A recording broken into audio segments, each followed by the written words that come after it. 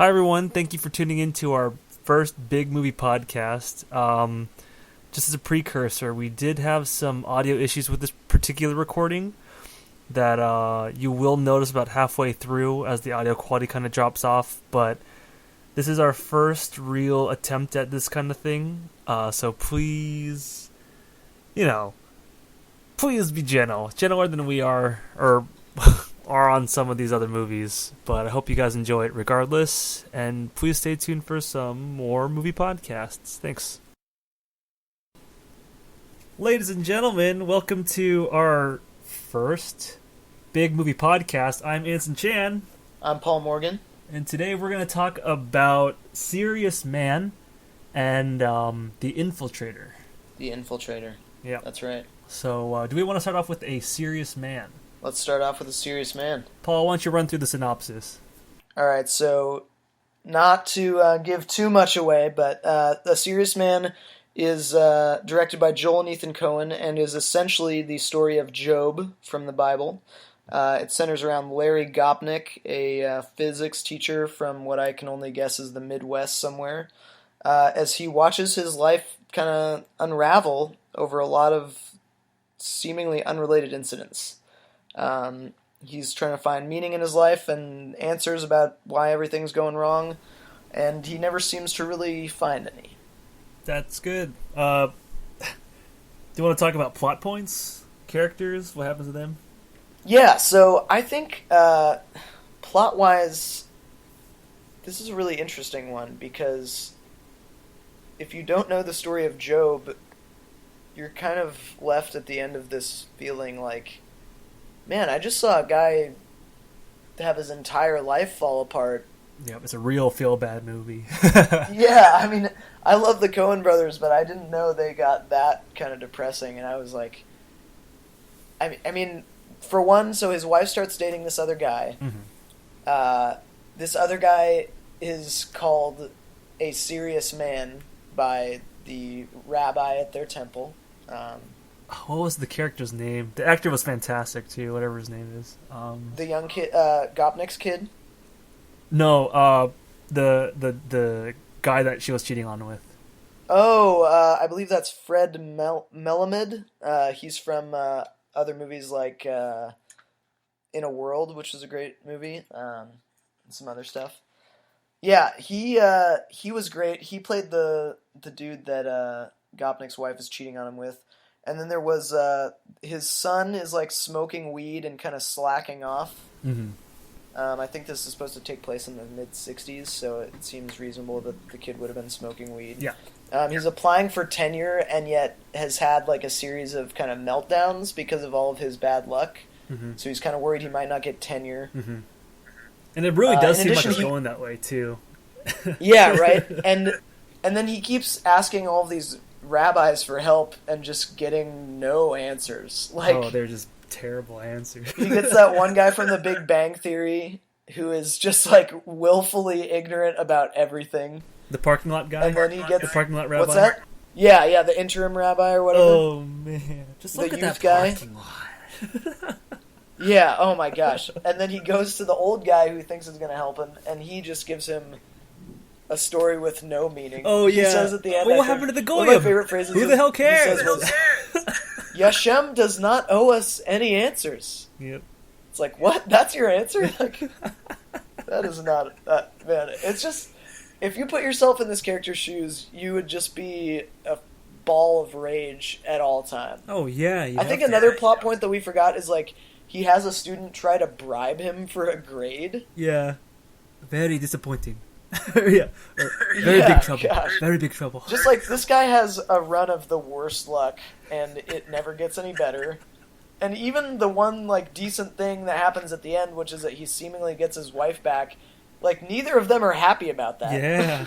Because even the lawyer asked him in the middle of the proceedings during the divorce consultation, like, would you even want her back? It's like, yeah. I don't know. It's like, I don't think so, because I want things to be how they were, but it can't be, because even then it wasn't what I thought it was. It's like brutal. And they get back together, but it's terrible because they're living that. Now they both are like, they know it's a lie. She might have Yeah. been trying to put up the the face of it, but now it's just out in the open that their life sucks. The kids also knew about it and didn't care at all. Very sad. The kids Very were sad. so kind Horrible. of... Yeah, I kept thinking, like, man, I would love to give these kids a piece of my mind. Yeah, but that's effective writing on their part. The whoever, like, I guess the Coen brothers, but Yeah. it's almost unrealistic. It's very unrealistic how just unattached or disassociated these kids are to the family, or what's actually going on in this guy's life. It's brutal. Yeah, I wonder if that's a symptom of how kind of selfish their parents are being. Maybe, but everyone in this movie is very selfish. No one's not selfish, especially the last rabbi. Yeah. Who's just sitting there doing nothing, and he needs help. He's Yep. pleading for his life. Like I've never needed anything more than right now just to talk to the rabbi. And he's like, Yeah. the rabbi is busy. And no one cares about anything but themselves. No, they don't. And it's... Oh, man. I found, though, that one of the things that this movie did make me feel is it made me appreciate kind of the bad parts of life, I guess. Like, In what way? I read up... I read up that it was about, like, the story of Job and stuff like that, and I read up kind of a little bit about Job, and there's a lot of... It seems there's a lot of people who think that one of the purposes of Job is to show us that, like, we're going to have to endure suffering without getting answers. And that's just a part of life that we have to deal with as human beings. And I really kind of appreciate that sentiment because, I have medical problems and I have personal issues. And a lot of times when you're thinking about that kind of stuff, you're like, oh, this kind of sucks. I wish I could find out why this is happening. But, like, you oftentimes never really find out what's really going on. That's true. In the context of it being like a religious tale or a tale of God, it doesn't make God look very good in that case. If you're supposed to be born with a Definitely reason not. and free will and everything else, or it just looks like God's a very uncaring, terrible person. Yeah. I guess that's how you spin the tale. But Yep. especially in this case where there's like a lot of this guy just he had, like, I think when you told me originally he asked 3 rabbis for advice, and then that was kind of all you told me. Him trying to seek the religious answer was just so sad because, this is a very uncaring world. Even so far, there's an uncaring God. Yeah. There's no help, no matter where you turn. And which was very nicely paraphrased by the song that's running throughout, the theme of, don't you, like, when the truth is found to be lies and all the things around you die. All the things you love around you dies, don't you want somebody to love? Yeah. You're on your own at that point, Everything around you is dead. Yeah. The truth is all lies. So brutal because you have to take the bad and the bad and the bad. There's really no good. Yep. And that's the thing is that, like, sometimes you have to take the bad and the bad and the bad, and other times you have to do, you're going through the good and the good and the good, and, you can only really be there in that moment. You can't really... Yeah. I don't know, it's very weird. It's a very... I find myself loving this movie, but at the same time, just it made me so uncomfortably sad. Yeah, I agree. And I really wanted to be like, I don't know. You want movies. You don't always want movies to make you feel good, but like when a movie is this crushing, it's kind of shock in a way. Can we talk about the ending too, really quick? Spoiler alert. Even though we've talked a lot about the plot points, in the beginning we see what looks like a routine checkup at the doctor's office, and you don't really think anything of it. Doctor says, "You're in perfect health. You're great. We're gonna have the X-ray results in a while.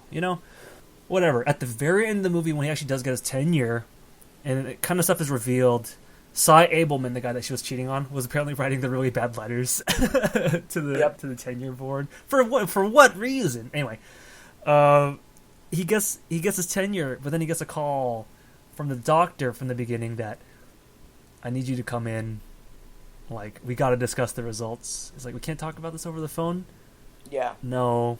I would feel more comfortable if you were in here. I've cleared my schedule for the day. Please come right now. Yeah. Fucking brutal. It's like, so now it looks like he's going to die or something. Like, Yeah.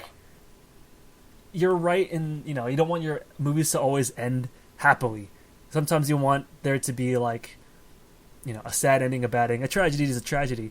This tragedy, on the other hand, was just it was like tragically without purpose. It just felt like it was so brutal. And now he's got Twist the knife cancer a or little bit. something. Yeah, that was so brutal, man. Yeah. Like, because that's the one, because they end the whole movie on that.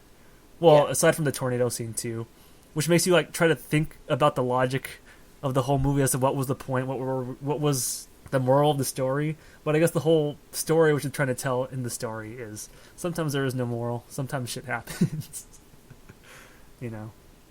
Like the tornado at the very end that touches down. Seriously. It just happens. Yep. And you Yeah.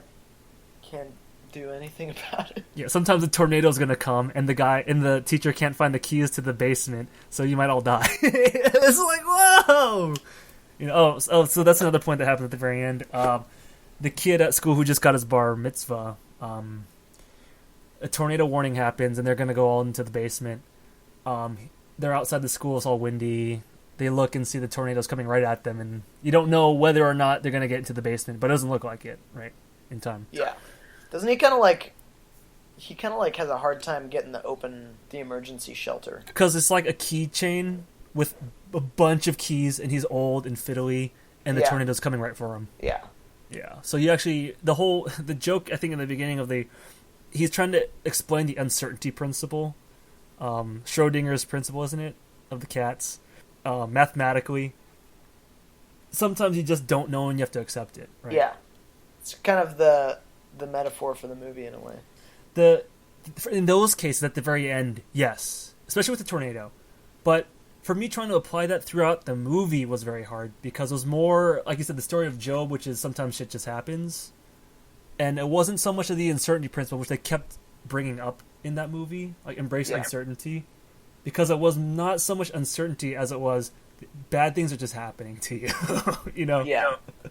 It's more of uncertainty as to why, as opposed to uncertainty over existence. And that's where I kind of found the message a little mixed, and it was kind of hard to decipher that quickly after the movie, and I had to think about it a lot after the movie on train rides and stuff. Just like, man, that was a feel-bad movie. Yeah. And why? Like what was the uncertainty thing about? Sure. You got to step away from this one, I think, to kind of appreciate it. Yeah, I agree. I stepped away from it and then watched it again about a week later. So I kind of had the benefit of seeing it with fresh eyes, or having, read a little bit more about it, or having read more about Job a little bit. And it was much better the second time, and it also, it just stuck with me in a way that most movies, I guess, don't. So, having said that, what worked for you the best in this movie? First of all, I'd like to talk about the acting performances. Yeah. Michael Stuhlbarg, whatever his name is. Oh yeah, the Larry Gopnik character. The Larry Gopnik, the main character. I think he was very well acted, very compelling. Yeah, I agree. His family, I didn't like the acting of the family. I think they were the family was overshadowed by him, and it was almost as if his family was kind of caricature-ish compared to him. Agreed. Everyone was a caricature. Like his kind of pathetic brother and his overly serious wife who all of a sudden out of nowhere seemingly in their relationship values this contribution to the community that Larry just hasn't done. And it's his son is a caricature of a stoner. I felt like they almost consciously made his family slightly more exaggerated than he was, so that we would feel his pain when it was time to feel him. So this is where I differentiate in opinion. Sure. Because I feel like the caricature was done with a lot of subtlety to the point where it might have hurt the overall feel of the movie. Interesting. Because they are very real in their feel. And it's not so over the top where okay, you get it, Surely, yeah. It feels lived in enough or realistic enough for it to not be a caricature, even though you feel like they were going for the caricature. Because I got that too. The kids just being asshole kids, the wife being an asshole wife, asshole brother, everyone else the especially the Korean student and the dad. Yeah. Oh my gosh. Super duper caricature. Is the neighbor a super duper caricature, a very racist caricature? Yeah. The sexy... See, the racist, the Asian guy, the neighbor, the racist neighbor, and the hot woman next door Yeah. were caricatures on the top of the head, where you knew, okay, this Yeah. is what this is. Yep. The family did not have that as much, and that's where it was like hard for me to kind of draw the line. And the young rabbi, you know, the guy from what's that show? Big Bang Theory. Yeah, the Big Bang Theory. His was so overly caricaturish it hurt because like he was just like, you know, like the asphalt. Just look at the asphalt. Because I don't think it struck the right balance with all these characters. You know, okay, because some were going for subtle, some were going for over the top. And here is the straightest actor, you know, Larry Gobnick or Michael, played by Michael Stolberg or whatever. Yeah. And it didn't have that balance for me, but I loved his performance. Yeah, his performance definitely will stick with me for the rest of my days, for sure. Because you think about him as a real person. Yeah. Because of his performance, and his reactions were very real. You're like, yeah, you know, I loved his performance. Yeah. I also like Fred Melamed. Yeah. Cy Abelman, that guy. Cy Abelman. Like, I loved his performance because he was very over the top, you know. Yeah. And he's so straight, but it's so funny how straight he is. His character was very, very funny. So that worked for me. But I also like the whole aesthetic of the, you know, during the Cold War, probably Vietnam War era, Middle America. The whole look, the feel, the music, the dress, everything felt very good. Yeah. The blue skies, lawns of grass, kind of thing. That was a very nice. It puts you in the period, you know. Yeah, they actually. I read on their Wikipedia page that they tried to pay a lot of attention to the setting and try and get it as close to like a middle American suburb in like the 50s and 60s as they possibly could. So I'm glad. I mean, that's good that we noticed that because they apparently were really, really particular about that. Oh, it stuck out like a sore thumb to me because it was just very well done. Yeah, and they're always good about that. Like they did that in No Country for Old Men. Like in No Country for Old Men, all of the like bit parts by like people who are just playing people in the cities are so fucking good. Like that lady who's like, we can't give out no information, or the guy who like does the coin toss. You know, those like little characters, they're always so good about making locations feel authentic. Yes. In that way. I agree. Which I think is something that not a lot of people really put a lot of care into. Like, you know, a lot of times you'll be going somewhere in a movie and you'll just see a bunch of like shots of the sign welcoming you to the city or whatever, and then it's all in New Mexico. Yeah, exactly. Yeah. It's like they're all shot in Toronto. Yeah, and these guys really always take great pains to make things, you know, what I perceive to be very thought out, and that I always appreciate. From the house, like the neighborhoods, because they did shots of like them driving through or from the roof and looking at the neighborhood. It looked, like a real neighborhood. Like, yeah, exactly. Of the time, the cookie cutter house, and they didn't look like set pieces. Like, nope. Just flimsy things. They looked like the people really lived in them. Yep. The law office for its time looked very real. The pool, the motel where he had to stay at looked like, I 100% bought it. Yeah. I was in the world at that point by the time they got to the motel, because down to the swim trunks they were wearing and the type of room they were in with that pool, yeah, the setting was beautifully presented. Yeah, very well thought out. Very, very well thought out. What else worked for you? You know what? I loved the intro scene, which I really have a hard time deciphering. Yes. Where its role fits in the rest of the movie. Yeah. Because as a scene alone, I loved it. Yeah. So, for you guys who haven't seen the movie, the movie actually opens someplace in, is it Russia? It doesn't really say, but I know it's supposed to be in, Eastern Europe. Right. I think they might be speaking Russian because, okay, I'll get into this a little bit later. But anyway, this is a very old-time Russian-Jewish community, I believe. And it's winter time. So a Jewish rabbi saves this other Jewish guy, and it helps him get home. The wife, and it's apparently the wife's, uncle. the wife informs the husband, my uncle's been dead, for a while, and they told me that he's dead, right? At they had the funeral, and so they said, "What is he?" It's a diabek. Yeah. And if you know what a diabek is, if you watch the Rugrats, and boom, this is where I think it's a Russian Jewish community, because Dee Dee from the Rugrats, the mom, Grandpa Boris tells the story to the Rugrats about the diabek. Yep. And they go, "What's a diabek?" A boogeyman, the boogeyman, right? So that's why I think it's a Russian Jew. So he knocks at the door, comes in, and he is saying this is a real guy. He helped me, blah blah blah blah blah. And the wife's saying, "No, he's a diabek. He's a boogeyman. Yep. He won't eat. He has all the signs of what they told me. They shaved one side of the cheek, but he couldn't shave the other. You know." She stabs him. For a second, you think, "Holy crap, he's not bleeding. He's not hurt." Then he starts to bleed and something "Yeah, you can see when I'm not well coming when I go." You don't know what happens after, right? Yeah. Because it says, "We're ruined. They're going to find his body." And it says, she says, "Good riddance. He's a monster," right? Yeah. You don't know what happens. And then it enters the whole scene, or the whole movie, the rest of the movie. I don't know what the point of that really was. Was it the uncertainty of what happens to them afterwards? Or sometimes bad things happen to good people, which was the uncle helping out the husband. You know what I mean? Yeah. And after stepping away from it, that makes more sense to me. But at the time, I could not fly from these. What the hell's the point of that? In the beginning, trying to connect the uncertainty principle kind of thing. But I love that scene.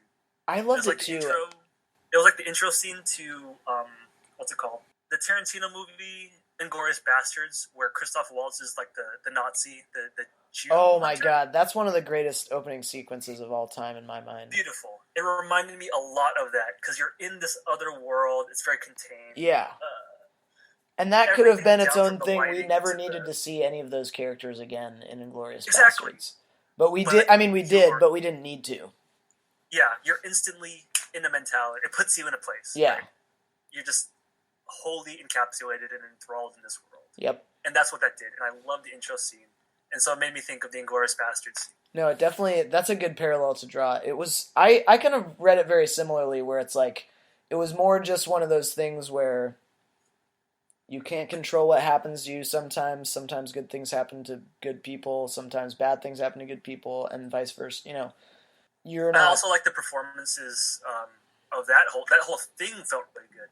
Yeah, that was amazing. Felt better to me than the rest of the performances in the whole movie. And it was in another language, but it was so expressive. Oh yeah, that was gorgeous. The husband just was reeking of uncertainty, yeah, anxiety, and then the wife was just so cold, and then the rabbi who just didn't know what the hell was going on. You know?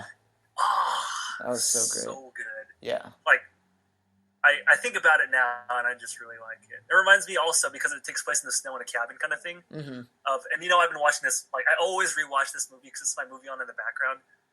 Hateful Eight, where it takes place in the cabin.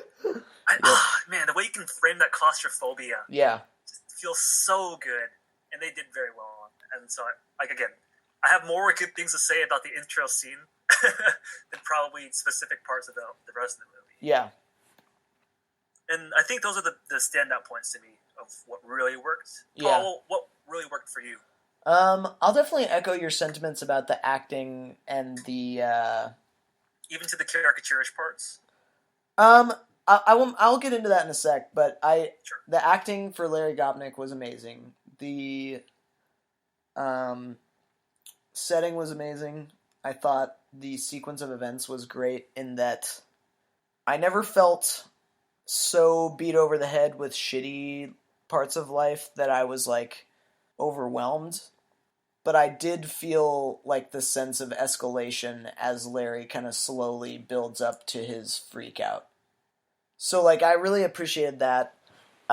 One thing I will differ with you on is that though I will agree that I had trouble drawing the line between what was supposed to be an overt caricature and what was maybe an attempt at something more real that I didn't get. I did like almost all of the acting except for the Korean kid and his dad. Yeah, they were so bland. Yeah, and it seemed it was funny though. It was funny, and I mean, I give them all the credit, but and not to be like overly sensitive, I have been known to be overly sensitive about this in movies. It felt like a lazy racist portrayal. Yeah, I And can see I'm that. sure that there were like first generation Korean families who talked like that, but like I felt like there was no subtlety about this kid or his dad's acting, and I felt like that was deliberate. Yeah. Yeah. It felt like just kind of like a racist caricature, like, this is what all Asian people sound like, even though I know that's not what they were trying to say. I would never accuse the Coens of like racism or anything. So like most of the acting worked really well for me. I really liked Larry's overbearing wife. I Can I jump in on also that too? really The liked Asians- Cy Abelman a lot, like you did.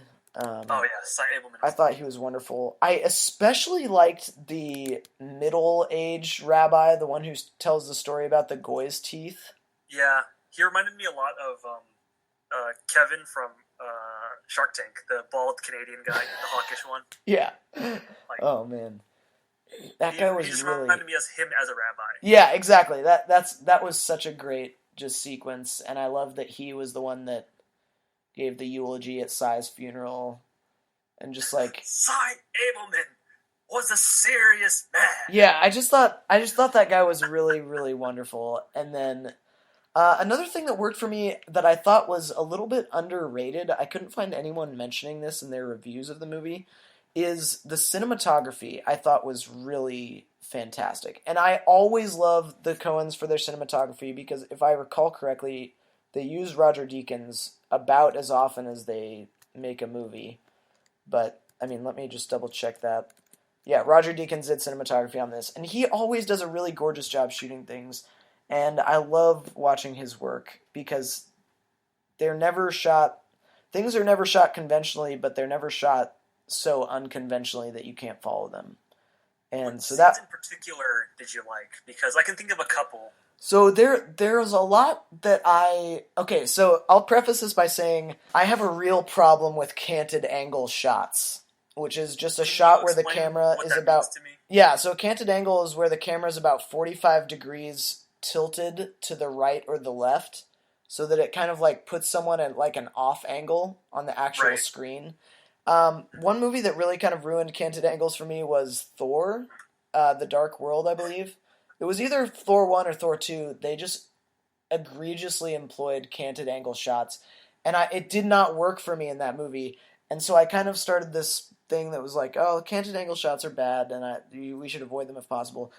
This movie, it was especially during the bar mitzvah scene, they would use them to kind of show this sense of like dizziness of the kid. How high he was. Yeah, and I really appreciated that really because it just like, it made that scene uncomfortable, and it almost made me feel as a viewer like I was waiting for something bad to happen to the kid, like that would embarrass his dad. Like I was waiting for him to fuck up a prayer or to like trip or like someone see how red his eyes were, and then like the dad has like infinitely more problems because of that.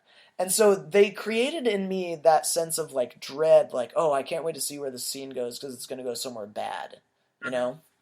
So that was one of the biggest parts of the cinematography that worked for me. But also just like, I don't know, these very like bright, saturated color outdoor shots of like just this very bland neighborhood that he lives in. Like, I love that. Yeah, I don't know. I thought it was so gorgeous. So like, I guess that's my way of saying like there wasn't a lot in this movie that didn't work for me, which brings me to what did not work for you in this movie specifically. We already talked about some of the caricaturish acting, but what did not work for you besides that? Initially, when I had watched the movie, I was finding a really hard time like finding what the point of the movie was other than to make you feel bad. Sure. And that didn't work for me. But like I said, it's a movie that you appreciate more when you step away from it. Just even given time. Because then it starts to make more sense given more time, I guess. Yeah, I agree. So initially that was a problem I had because I just felt like it was just a feel-bad movie with, very like the redeeming qualities was like how solid of a movie it is, but it really does make you just feel like shit. Yeah. But again, that I won't say it didn't work for me, but that feeling of how bad you feel after the movie was kind of like, I would say I had a bit of an issue with. I like movies that don't always have to be, happy ending. But damn, does that make you feel bad? Yeah, this one kind of beats you down a little bit more than it, surely than it needs to. The brother's story arc was a little bit funny. I get it that he has a lot of problems of his own too that bleed into the rest of the family. Speaking of the cinematography again, the shot where the cops come to arrest him when they're what's the word that he uses? They're examining Chavez or whatever. Oh, they're observing Chavez? Something like that, yeah. And the cops like, what the hell? Oh no, they're sitting Shiva. Sitting Shiva, thank you so much. Which is like, for those of us who don't know, it's like a period of mourning that is sometimes observed by Jews when someone dies. Correct. And so when they're coming to arrest him, and like they peek into his brother, he kind of just like leans back and looks. And they go back to the cops and talking, and it's like, what? He gambles? And he just like leans back, Yeah. I like that shot. That was a really funny shot. But back to the brother's story arc, like that was very over the top. Were there a lot of instances of dream sequences, like regarding the brother? I don't know. Like, I'm not sure what your question is. here's the thing. Now I'm starting to understand it maybe a little bit more. The brother is just like such a shitty character, right? Like, I guess his life is way worse than Larry Gopnik. Sure. But I don't know how necessary he was to it all, other than that everyone has their own problems. You know what I mean? Because that might have been done a little bit better than to make him like this huge sorry sack of shit. Right? If I can offer an alternative, I think also there's something to be said for the fact that like his brother is just another obligation for him. True. Like, because of the fact that his brother can't help himself, he has to fucking be responsible for another person. Right. But he's already, as we see from his absenteeism, he's already not very responsible for his kids, and his wife doesn't perceive him as being responsible with her. Yeah. So it's just like another, I mean, maybe that's reading too much into it. But to me it was like another just add-on to his kind of stuff that he had to do, I guess. For some reason, I felt like his inclusion to the family mixture makes sense. Yep. But like the focus in the movie might have been a little bit more than I would have preferred, if that makes sense. Yeah. So that would fall under the category if it didn't quite work for me. Sure. It's always hard to come up with what you didn't like about these if you like the movie so much, Yeah, exactly. I really enjoyed this one, so I really can't think of a lot that didn't work for me. And the thing is, like, I keep trying to rack my brain to think of stuff, but I just don't seem to be able to find a lot. Is there anything else that didn't work for you? Just, again, I'll reiterate just how feel bad of a movie it is, Yeah. But it does well for that, because that's what it's trying to be. But man, it's brutal. Yep. Yeah. I would agree with you, even though I don't think that didn't work. I agree that it was just a feel-bad movie. In that it works so well, it falls under my it didn't work category. There we go. So, yeah. I see. Was there anything that didn't work for you, aside from the Asian acting? Oh, yeah, I wanted to talk about that briefly. Yeah, go for it. I thought that was probably one of the more funny things in the movie. I enjoyed them a lot. Like, just the dad and the son. They're out of place. They're out of time. Yeah, and they're just feel weird in the movie, and I enjoyed the awkwardness they brought to it. Yeah, and I think the Coens are masters of that kind of awkward humor. Like, well, these are just like self-interested people looking to like make their way in the world, which are like that describes a lot of Coen Brothers characters. There were only a few moments of like humor, like at least blatant humor. Yeah. In this movie, them, the Asians, were one of them. The scenes that they were in. Yeah. And then the other, like I could say a couple more. Cy Engelman's scenes were funny, and then the middle rabbi story. You know what I mean? Yeah. Actually, a lot of it, like that was more like the other rabbis were a little bit more darker in the tone that was kind of like preceded them. Yeah. In the scenes that they were in, but those three scenes were the comedy scenes, and that's why I liked them. Yeah, I like those a lot too. Yeah, but anyway, as far as what else didn't work for you, what else didn't work? I'm trying to think. I mean, there are some periods of the movie where, and I'm sure this is by design, where I would be kind of stunned by how unwilling to explain things or to like try and dialogue characters would be. An example of this I would point to is like there were periods where Larry's wife was yelling at him or someone was chastising him for something, and he would just kind of sit there and take it. Oh, yeah. As opposed to, like, actually trying to explain his side of the story or, like, stand up for himself. And I really, though I did like most parts about this movie, I will say that worked for me, but I just didn't like it. I didn't like that his character was so passive.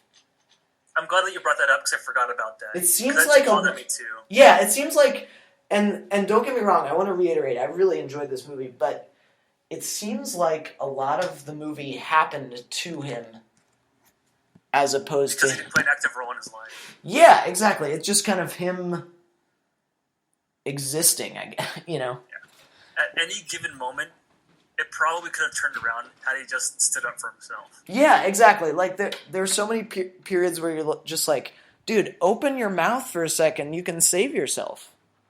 Yep. Mm-hmm. But it also made a point to say, like, you know, like when he's trying to tell the dean or the head of the school, like, oh, this kid tried to bribe me, right? And didn't get a chance to say it because they're talking about the bad letters he's getting from the tenure committee. Yep. Blah, blah, blah, blah, blah. Like, there were times when he tried and it didn't, like, you know, he couldn't necessarily. Like, yeah, that bugged me a lot. But, you know, to their credit, that's what they were going for. Yeah, exactly. So that's kind of the thing is like there were things that like upset me, but I know they were like supposed to upset me. So it's like it's like when someone acts the villain really, really well to the point where you hate them. Yeah, like I still hate Joaquin Phoenix after Gladiator, and I love him. Oh yeah. He's like one of my favorite actors, but I have trouble liking him because of that movie because he was so good at being bad. Yeah, my mom hates. Or she didn't like Dave Chappelle for a really long time because he was so mean to Eddie Murphy in Flubber, or what was the first movie, like The Clumps or whatever? Yeah. Oh, in Nutty Professor? Nutty Professor, that's it. And Dave Chappelle was so mean to Eddie Murphy's character in The Nutty Professor. Oh, when he's like the comic? Yeah. Yeah. And my mom just hated Dave Chappelle for a long time. That's so fucking funny, holy shit. Oh, yeah. Man. All right, so any final thoughts on this flick, A Serious Man? I say it's worth a watch, but if you're not in the mood to be depressed, steer clear. Yeah. You have to be ready to see some really sad shit go down and no explanation be given. But I think, and that's the thing is that, like, saying that, as we've mentioned a couple times already, definitely, like, spoils the movie. But at the same time, I think that doesn't make this any more of a valid, or any less of a valid movie to, like, want to watch. Because it's just a really interesting study in human psychology. Because I agree to that. Yeah. As far as like a must-see movie goes, you don't have to see this, but if you're like a fan of the Coen brothers or now are curious about like what is so feel-bad about this movie, it's worth it. Yeah, I would agree. And I think you'll enjoy it for like a lot of the parts that, like a lot of the pieces that go into it make it a good movie. Just be prepared. Yeah, definitely. How about you? Are there any closing thoughts that you have on A Serious Man? Only closing thought I would really put forth is that I think this movie provides a lot of fuel to the theory that the Coen brothers like making movies where there is not really a purpose for a lot of things. There's kind of this theory floating around right now that the Coen brothers make or create a lot of characters that are nihilists, whether or not those characters will admit it themselves.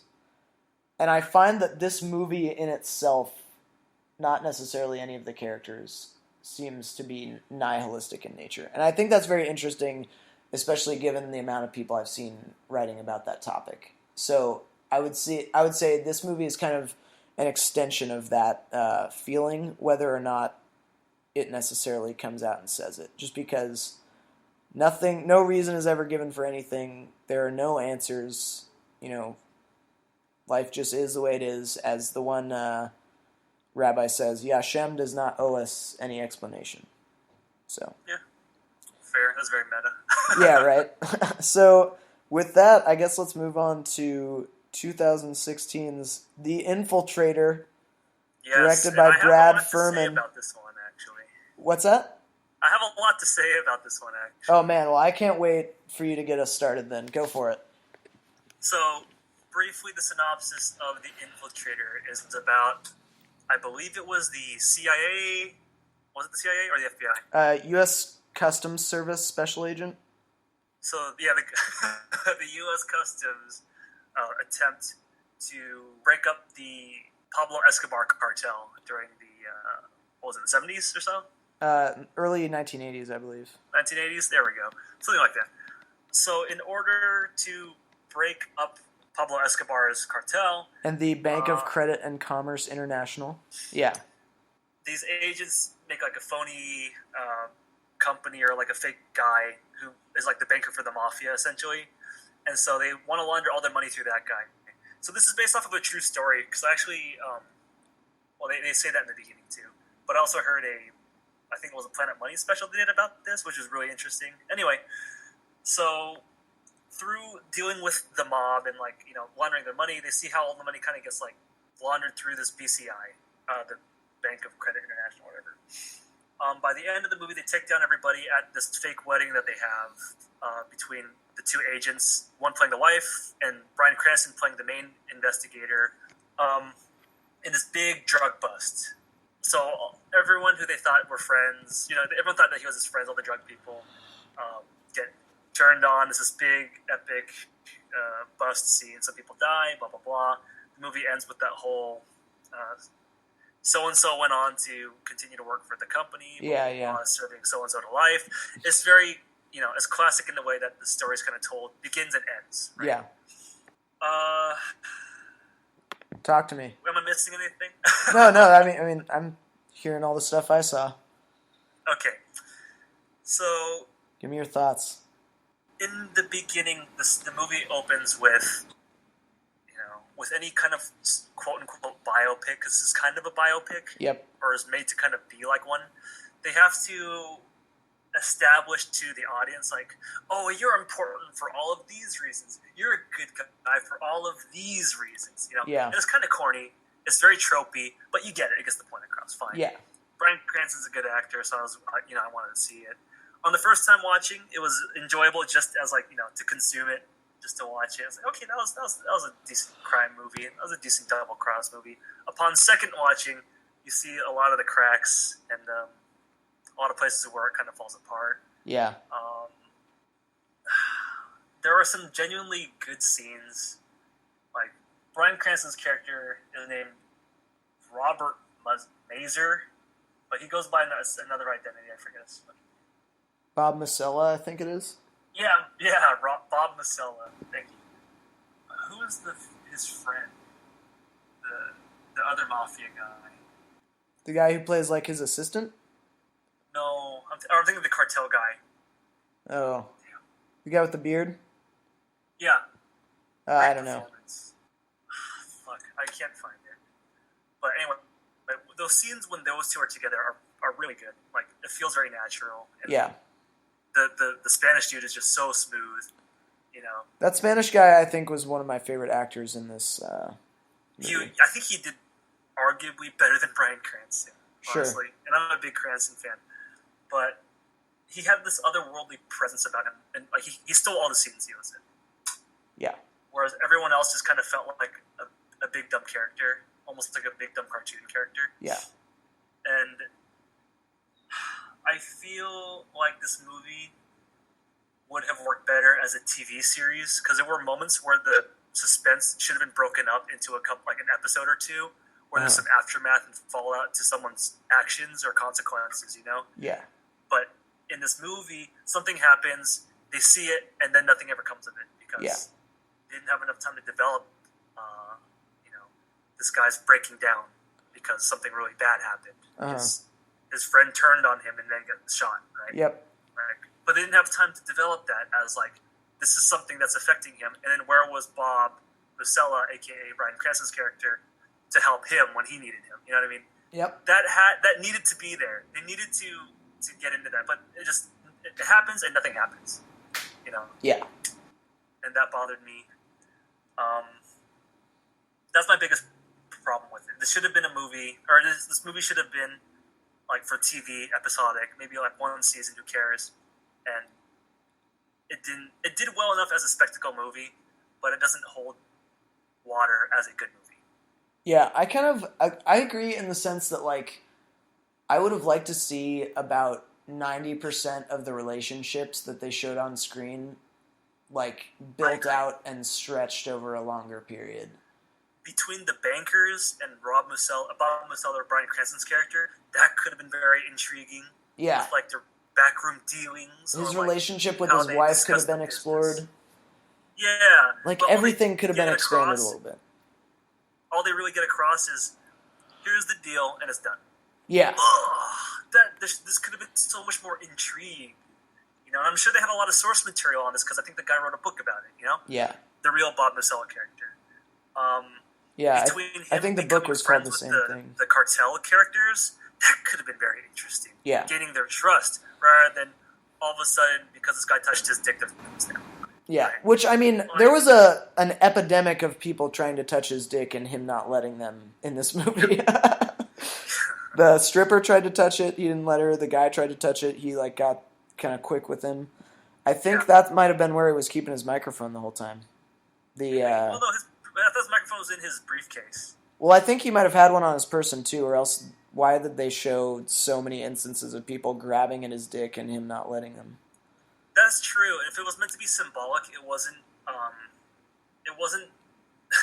obvious enough, or the symbol is just too hard to find in that. You know what I mean? Yeah. And it wasn't like a comedy thing either, because like, someone touches his dick, and that there were things in here that needed just more emphasis. Yes. And that's interesting you bring that up, because the dick touching is one of them. Yeah, and I agree. There are a lot of things that really needed more emphasis. I really felt like The breakdown of the marriage is another one. yeah, not to draw a parallel with Breaking Bad, but like this guy's like Walter White in the sense that like he's got a Skylar waiting at home for him, who's got to be like bored out of her fucking mind.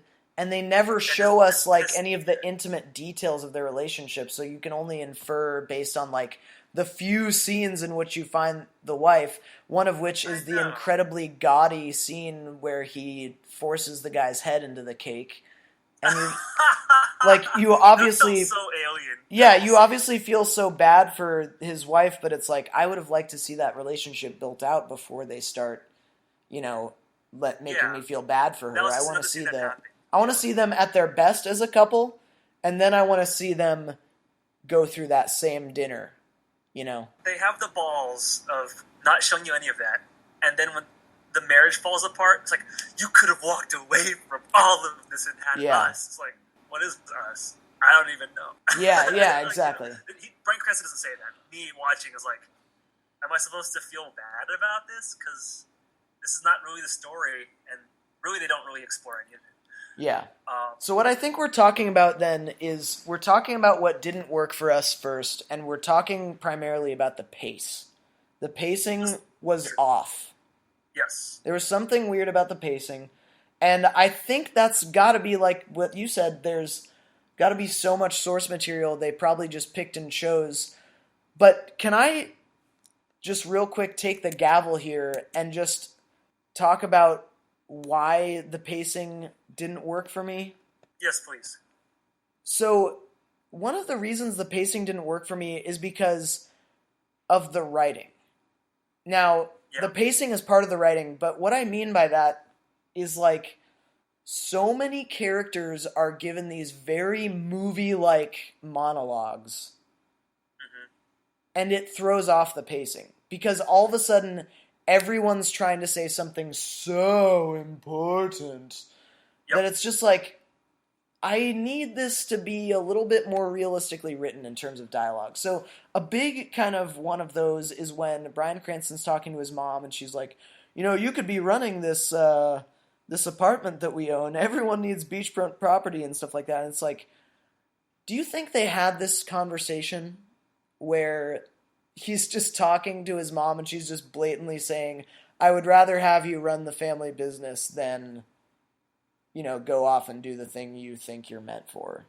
Yeah. Like that was too on the nose. I needed it to be a little bit more subtle.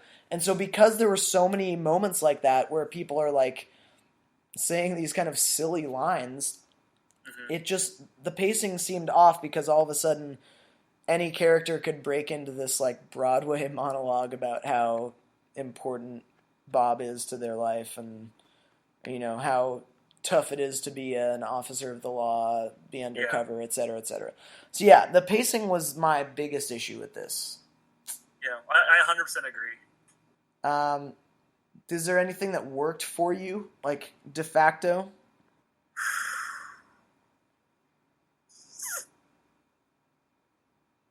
I think this as a concept could have been very good.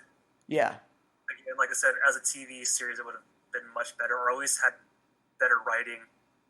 It would have probably been a far more interesting movie. yeah, The idea it leaves you with is cool, you know, because it's still kind of cool to, you know, as this kind of story of them taking down the cartel is interesting. yeah, A lot of the scenes, like when they're in the clubs or like you know where it was shot, the big mansions and hotels where it took place, was interesting to kind of see the really shitty dialogue take place. The stuff that was happening outside of the story was more interesting than what was happening inside the story, yeah, at least in terms of like a critical, you know, in a critical view. certainly. I like the cabaret scene when the guy gets killed in France, which is fucking stupid. I love the scene when they're meeting in a big tower above Miami. That look very beautiful. You know, Sure, like sure. there are really cool scenes, like just to appreciate. I'm a big fan of like big. How do you put this? You know, like in the westerns, you just see a lot of like the scenery and the landscape, and you can kind of just like appreciate where they filmed it. Yeah, You know, in was it Once Upon a Time in America, or the one about the Jewish mafia with Robert De Niro and I don't know. anyway, they have really big scenes where they zoom out and like it's like kids in front of like a big brick wall. You know, Yeah. it feels very like you know the world is against them, or you know you can kind of appreciate this feeling that it gives you without any words, you know, or any explanation. Just through the scene alone, you just get this intense feeling. You know? Yeah. It's very evocative scenery. I think this had a lot of that. It had a lot of that at was times. very undercut by musical score. They had a lot of like I noticed a lot of stuff in this movie, and I'm not saying this is a good or a bad thing. I noticed a lot of parts where like they would just kind of take the pressure off, take their time, kind of pull back, and just let a scene go a little bit more slowly and let like a track play, like a large portion of a track play underneath most of the scene. And then near the end of the scene, they get to the conversation they need to have, and then the scene's over. Can you give me an example of that? So, like, yeah, one of the big ones is they're going somewhere to meet the cartel folks, and Mm-hmm. Bryan Cranston is getting off the plane, and they're playing that kind of like funk song. And Oh yeah, it like takes its time, and then the funk song doesn't fade out until literally the moment Bryan Cranston starts to talk to the guys. And I thought and they literally just the listen to movie had a Color lot Line. of scenes like that that followed that basic structure. Like start with kind of like a music based montage, go into a little bit of a scene but not enough to like get you a good idea of what the scene's about, and then go on to the next scene, kind of thing. But Have you seen Black Mass with Johnny Depp in it? I've seen about the first half of it. Yeah, It's worth finishing. The writing in that movie too falls flat, but it's worth the watch because of how good Johnny Depp is of an actor. Yeah. In that movie. This movie really needed that to put together. Yeah. Okay. And I'm sidetracking again to like what didn't work, but I also wanted to point that out because it was written the same way with like the big dumb ham-fisty like, no, you don't understand. Why he's working for us? Yeah. Let me get my tickets to the baseball game. It was really stupid stuff, right? Yeah. But the Johnny Depp performances were just so outstanding that you overlook a lot of that because of just whenever he was in the scene, you just get like that big sense of dread. Yep. You never really got that from this movie. Yeah. Which it really needed. Yeah. So So having said that, now what was the part of this movie that worked the best? The first time not watching it seriously, I enjoyed it just as a thing to watch. Interesting. That's probably I don't even want to say it was a very good Bryan Cranston performance because I initially wanted to watch this movie just to see, Bryan Cranston knock it out of the park. Sure, yeah. I think he did an okay job. I also watched the one where he's the communist writer. I already forgot what it's called. The one about yeah, I know what you're talking about. For his performance of that too. Trumbo? I think he did an okay job. Dalton Trumbo? Yeah, Trumbo. I also watched Trumbo for that, and I think he only did an okay job. Okay. Again, I'll just reiterate. The most enjoyable things for me were in this movie were just the occasionally nice scene of like Big Miami on top of the tower, the really nice mansion, the meeting in the mansion, the cabaret, whatever. Those were cool to see, and just being easily digestible, I guess. Yeah. What about you? What did you really enjoy about The Infiltrator? I have a couple things I enjoyed. I thought the montage, there were a lot of montages behind music, like I mentioned. I enjoyed most of those. I enjoyed Bryan Cranston's performance, even though I kind of will echo your statement that I didn't find it to be necessarily noteworthy. Mm-hmm. I thought it was just kind of like, oh yeah, he did a good job. It was fine. Mm-hmm. So there's that. I thought the guy from the cartel with the beard was really a fun actor, and I also really liked the guy who played Bryan Cranston's assistant, Dominic. I liked him too. Yeah, I really like that actor, and he was a standout for me just because that character didn't need to be well acted, but it felt like he was. Yeah, he and the Colombian guy with the beard, as you said, were the best two actors in the movie. Yeah, I agree. And then other than that, I resented it at first because it felt try-hardy at first, but then I thought about it more, and I enjoyed the soundtrack. I thought the soundtrack was good, and I didn't want to think it was good at the outset. So yeah. But I have to say this sounds kind of harsh, but one of the things that was a big bummer for me about this movie was that those are some of the few things that I liked. I had kind of a hard time getting through it. I actually turned it off halfway through the first time I watched it. Fair. And actually, that kind of brings me to I wrote down a list of quotes that I wanted to read because I thought that some of the dialogue in this movie was kind of a little interesting. So first quote I wrote down, and I'm going to be presenting these with as little context as I can muster. I'm a guy who really loves context, so I'm going to try not to give a lot of context, and I'm just going to read these lines because I think some of them are silly. Oh, I'm looking forward to this. So this is during Bob's mom and his career talk, when she says, "Don't be Bob no one, be Bob somebody." And I was like, dude, that is not what was said in real life. I hope that was not what was said in real life. That sounds... I just had to laugh at that one. The next one is, when Bryan Cranston's talking about people who sell information, and he says, "People who sell information walk on the dirty side of the street." It's like, what, dude? Come on. And then, okay, the next one is they're in an office, and Bryan Cranston and his friend are talking about how they used to work for the IRS, and John Leguizamo overhears him, and he says, "The IRS, man, you guys must have gotten all the pussy. This is an audit. Drop the panties." What? Where does that line come from, and why is that necessary? Next one after that is the one. I think it's either the bearded guy or his older comrade who says, "I like my hookers fat and ugly." When John Leguizamo takes him out to a club after a big meeting. And then there's two more. So this is John Leguizamo to Bryan Cranston after Bryan Cranston exits the strip club. "You should have fucked that stripper. Do a line of coke. Whatever it takes to stay alive." I thought that was a really funny line. And then the next one, I think this is the last quote I'm going to do, is by the guy with the beard.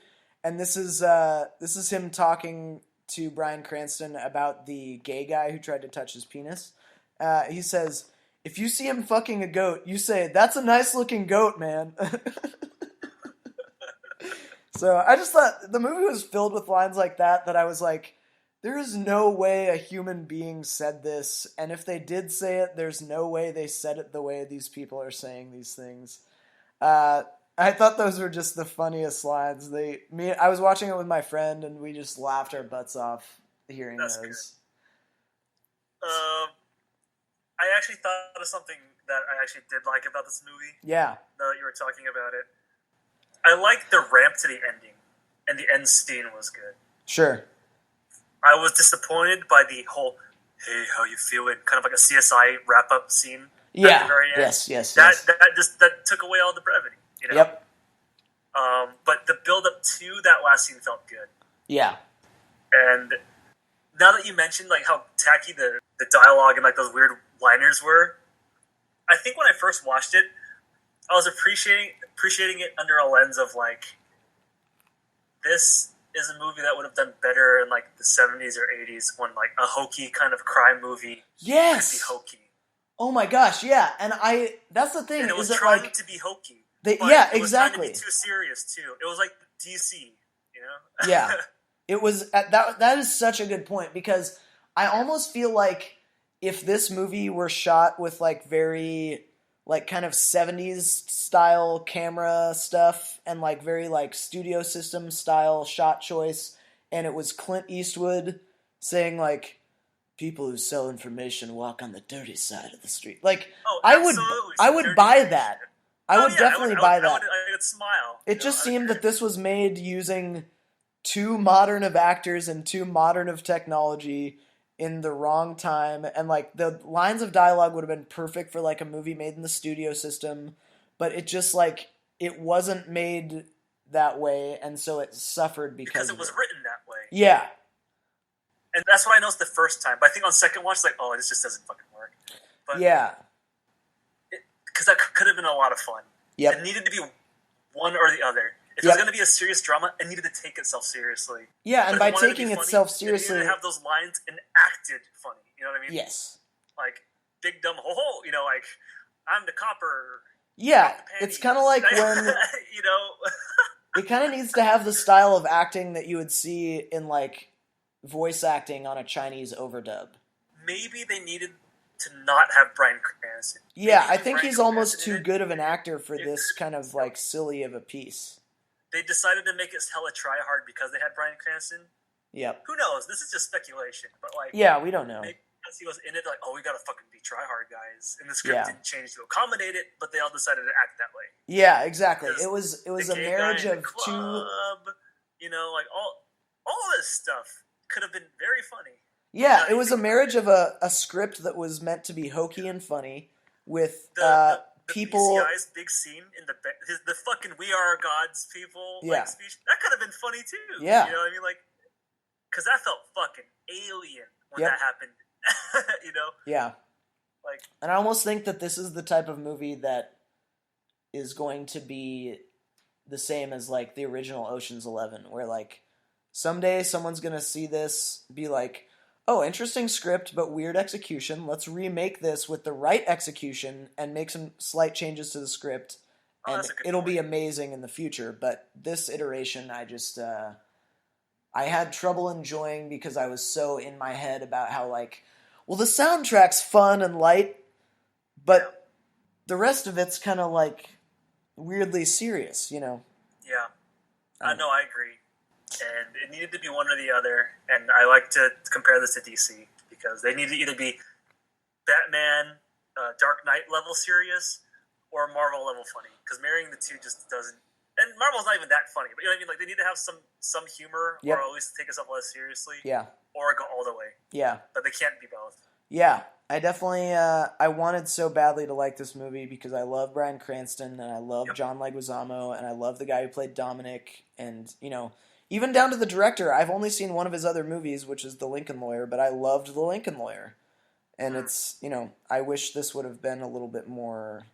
I wonder what happened with this movie then. I don't know. See, that's the thing, is that like we've described a lot of things that didn't work for us personally, and this movie didn't do like terribly well in the box office, but it has a 7.1 on IMDb, which is really interesting to me Correct. because like we maybe didn't like this movie as much, but it seems like the general critical consensus is that like it's Again, I said decent, it's you know. digestible. You know? Yeah, and so like If it's I a lot, wonder I'd where the probably just disconnect keep going, is. you know? Yeah, right. I wonder where the disconnect is there, but But as we just mentioned when we broke it down, individual pieces worked. There are good actors. There is Yep. a good plot. Yep. There is good shots. The music is good, but it doesn't all fit together. yeah. So that's what makes me think like maybe this got like ruined by the studio who is trying to make Yeah. it shorter because it's only about 2 It could hours. be. And let me tell you, about an hour into that 2 hours, I started to get really tired because I looked at the clock and I was like, it felt like I've been watching this movie for 2 hours already, and only an hour has passed. And that's a problem, I mean, in my mind. So, I mean, I think there's just some sort of disconnect between the production and the, you know, how it got finished, because either they cut out a bunch of context scenes that were really needed for the movie to work better, or they, you know, the studio told them to do something that, you know, changed the movie. I couldn't say, but I do not know where the disconnect is between what this movie could have been and what it was. I would love to know. It's one of those things that we never will know. If the director has an opinion on, oh, so this is what happened with the Infiltrator, or you know, like, Yeah. who knows? Who knows the real story? But it's fun to kind of speculate because you're right. That could very well be down to studio meddling. Yep. And I think, you know, we take for granted how often like a studio being involved with a picture hurts it, you know. Oh yeah. So. Who did this? Whose studio was this? Um. Sony. Let Sony me is notorious for fucking it up. It was distributed by, it was a bunch of like small companies. So, production company is Good Films, which does not have a Wikipedia page.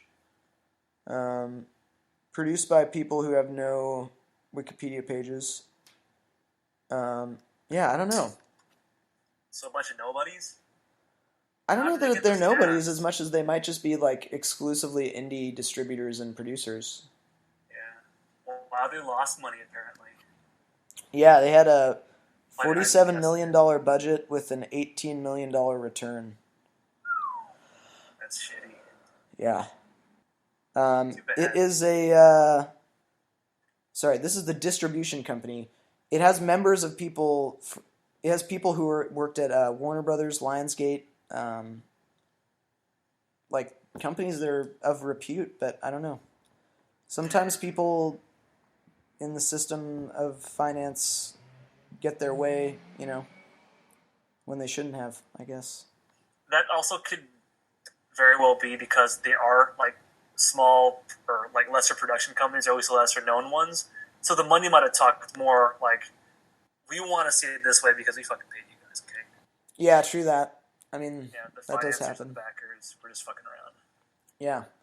So yeah, this was an interesting flick, and I almost kind of look forward to like a young, talented director taking it on like 20 years from now. You know what this also could have been? Maybe these guys stumbled onto the film rights and they just had to use it and they made it.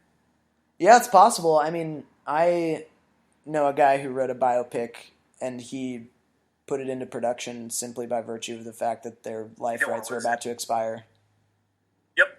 Like every Fantastic Four movie. Just make one, crap it out, just so we keep it right. Yeah.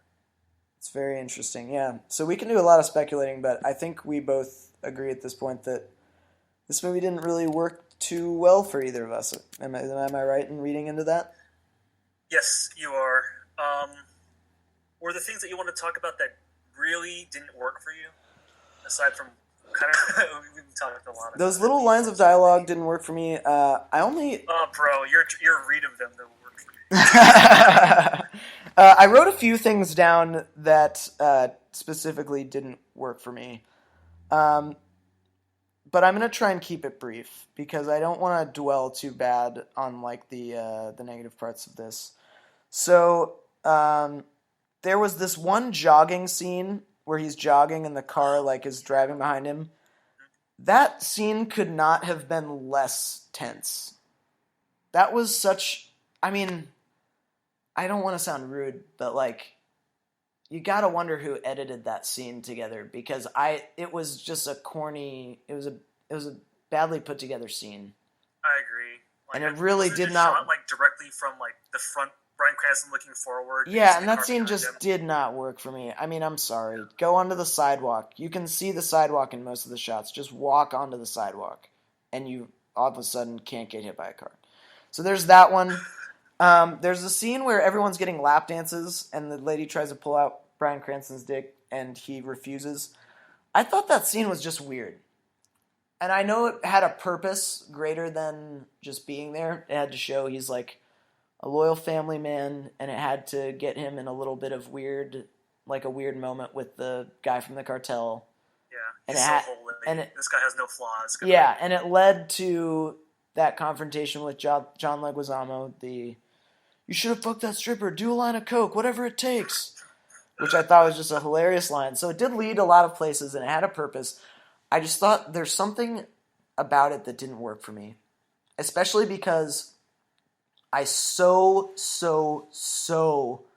loved the scene before it, where they're all sitting at the table, and Bryan Cranston tells the guys about how, oh, well, you have to deal in cash, and all my businesses are legitimate. I thought that was a good scene, and then they capped it off with this scene, and I felt like it was a little bit forced. Mm-hmm. And, show me the guy's a good guy in other ways. I don't need to... I'm not going to assume he had sex with a stripper if you just show them in a strip club, Yeah. You don't need to show me he's this moral guy or whatever. Yeah. So there was those two scenes, and then I will just say that the fact that the pace of the movie had me quit halfway through the first time just really left a bad taste in my mouth. So I just, as a part of what really didn't work for me, really didn't work, I would just say that is the cherry on top. The fact that the pacing was so throwing me off that I quit an hour in the first time. And I actually did the same thing for The Serious Man, to go back to that. Like, I was getting so uncomfortable by the middle scene. Oh, did it? I just had to pause it. Yeah, take a little break. Yeah. And then continue when I felt ready for the rest of the movie. No, that makes sense. I mean, I get it. I really do. But I don't hold it against The Serious Man, but I totally understand why you hold it against The Infiltrator. Yeah, no, exactly. And that's the thing, is that like these are both really uncomfortable movies, but like A Serious Man is trying to be uncomfortable, and this movie, it just was uncomfortable by virtue of the fact that like it was poorly executed. Yeah, it didn't fit. It didn't seem to fit together, in my opinion. So, was there anything else you had really wanted to harp on or talk about? God, you brought up something that made me go, oh, I remember this now, and then like I forgot already. God, but,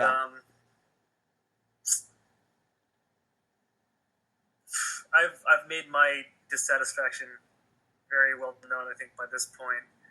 If there's any one thing else I would say that I really didn't like about it, I feel The Bodyguard was underutilized. Dominic, yeah. Yeah, because every line of dialogue he had, or really every scene he was in, was good.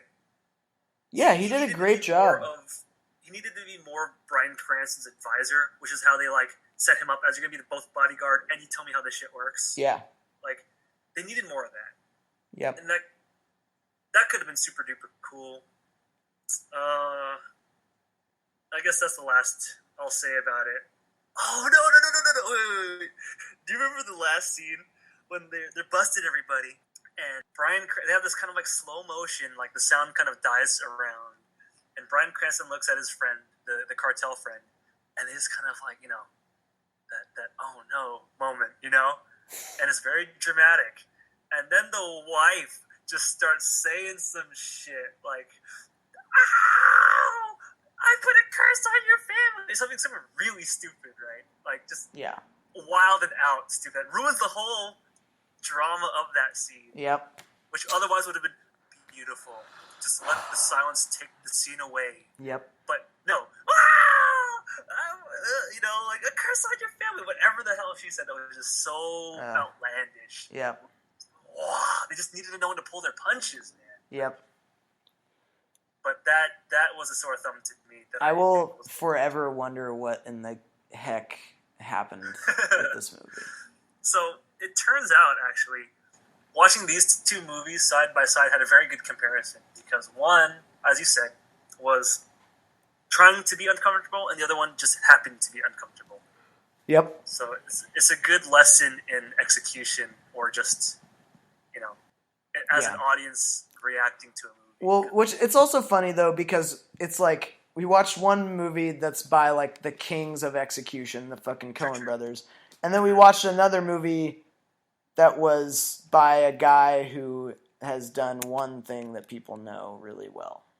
Mm-hmm. So it's maybe with experience this guy will kind of grow, but I felt like this one, just the pacing and everything, it didn't come together the way I thought maybe it should have. I think these are two very good case studies side by side as a compare and contrast, because you're able to see how things are done right and how things are done wrong. Yeah. In relatively kind of a similar way. Mm-hmm. For that reason, I say, if you're going to watch The Infiltrator, watch The Serious Man first. Seriously, if it's on in the background, I'd say just keep it on. It's kind of entertaining. Yep. But I would not otherwise recommend it. Is there anything else you'd like to say about The Infiltrator, Paul? I'd personally just say there are a lot better movies about investigations. There are a lot better movies about long con type government operations that are interesting. There are a lot better crime movies. There are a lot of parts about this movie that are fun and interesting, but it didn't work for me, so I personally wouldn't recommend it. Oh, one more scene where it just was another case of we just need you to be this right now, because the plot needs it. When the Spanish guy's friend turns on him, there was no setup at all. Yeah, it just happened. Mm-hmm. That just felt so weird when that happened. And let's then, I guess, in the spirit of that, to end this on a more positive note, let's then reiterate our recommendation, if anyone cares, that this should maybe be a more long-running type thing, like a series. Because, I agree. As we said, we just needed some things to be better paced, and we needed some things to be more fleshed out, and we needed more character development, and I think this would have been an interesting series, but it didn't work for me as a movie. I agree, Paul. Cool. All right, well, until next time, we will be talking about 2 other flicks.